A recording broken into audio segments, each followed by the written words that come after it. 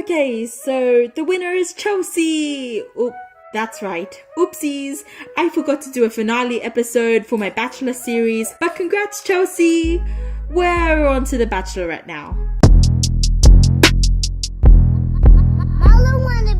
I know I said that the Bachelorette would begin a week after The Bachelor ended, so trust me, I was surprised too when I was sitting there eagerly waiting for The Bachelorette to start, but a random show started instead. But now The Bachelorette is on, and our videos are finally on the way. With our Bachelor predictions, we were close with our winner ideas, but not quite there.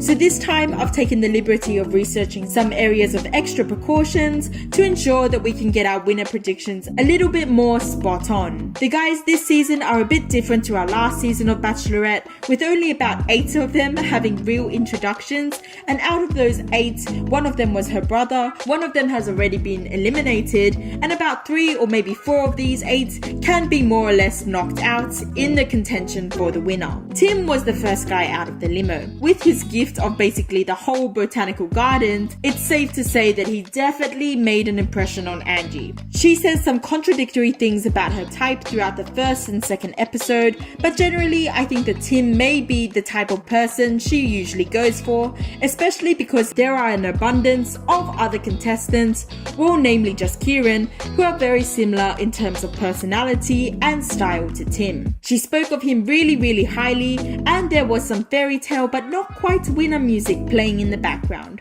I think he's one to watch out for. I'm kind of reluctant to put definite positions on anyone because they've yet to introduce any possible intruders, but I defos think that Tim will make it pretty far, especially because he was one out of like 3 people to receive a full introduction. Carlin was next to enter the house. Carlin is an interesting one. He's definitely one of, if not the most composed of the men in the house. There was that proper winner enchanted music on as he entered the house. He doesn't really have anything that he's lacking. He's charming, he's intelligent, but I mean, if I'm being really critical, he's not as keen on the bands, which Angie said was a really important criteria of hers, but we've seen our leads subvert their self-declared needs for the hotties before. And that's about it. Oh, wait. He's still married. Aha! He is still married. Nah, but ignoring the fact that he is married, but he's separated, so I guess he's not really married, Carlin's got a really good shot at being the winner. He was the recipient of the 24-hour rose, which put him miles ahead of any other contestant in terms of time with the Bachelorette, as the winner generally spends a maximum of 60 hours with the lead. He was spoken the most highly about out of all of the men.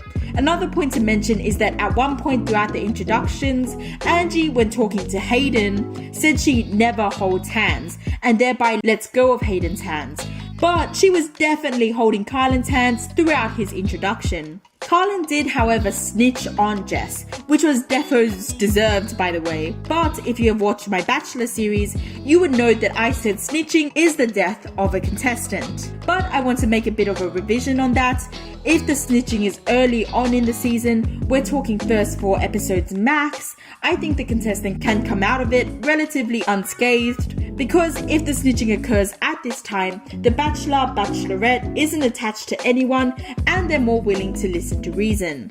So I don't think this snitching or low-key white knighting from Carlin will affect him too negatively throughout the rest of the season. And out of all of the contestants we have been introduced to thus far, I'm going to put my bets on Carlin for sure. Speaking of white knights though, Jamie. They really be doing Jamie dirty in these edits, but they can only fake so much. Jamie's definitely the needy white knight of the current season. From what we saw in the preview for next week's episodes, Jamie chucks up an ultimatum. What? It's literally week 2, far too early to be chucking up any ultimatums, when the real time you should be chucking up ultimatums is never. But at least give it a few weeks, mate, you know? Sure, he brought a dog into his intro to Angie, but a dog being needy and being a white knight isn't a good personality setup for the winner. It's kind of hard to pinpoint when Jamie will drop off, so we'll just put him around the middle of the season, because I can definitely see his edits getting worse. Next out of the limo was Cade, Zach, whichever, had that wacky music playing on in the background. He was a teeny bit cringy, but Devos had that bounce going on. I guess his interactions were a little bit more cringier for the audience to watch, especially seeing him cut off Carlin's serenade session. What confuses me is that Cade was one of the very few proper introductions, and given the way he's been edited to seem, it's hard to see him progressing to the final 4. For now, we'll just have him also hanging around the middle in terms of elimination. Next was Matt. Matt's introduction was a bit strange, as they didn't really incorporate confessional footage, nor footage explaining his background, spare some BMX tricking. Matt seems like a really genuine guy though, and he did manage to get the first conversation of the season. He seemed to believe him and Angie really connected, but Angie's just very friendly overall, so it's really hard to place him too. I'm going to wager that he gets further than Cade, possibly top 4 or maybe close to that.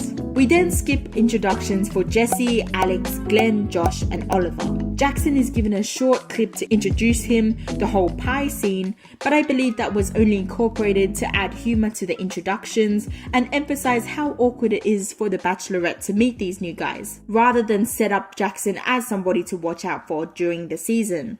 I think he may also fall around the middle in terms of elimination too. Next we have Kieran. Kieran was given the same music Abby was given in her introduction to Matt's season of The Bachelor. His intro set him up to either be a possible villain or possible comic relief for the rest of the season. He's charismatic, funny, and he can get good hearty laughs from Angie.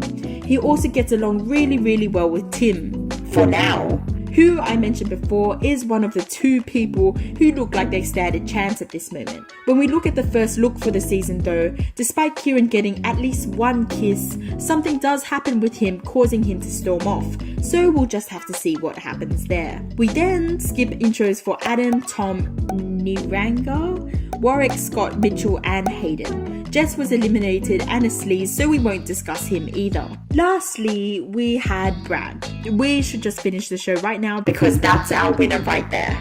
So, to conclude, only Tim, Carlin, Matt, Kieran, Cade and Jamie were given proper intros. From these contenders, Tim and Carlin are my hot bets, with Carlin being the hottest of my bets. Of course, it's just the first week and anything is subject to change, especially given that Australian Bachelor, Bachelorette like introducing intruders halfway throughout the show, and sometimes, just sometimes, those intruders win.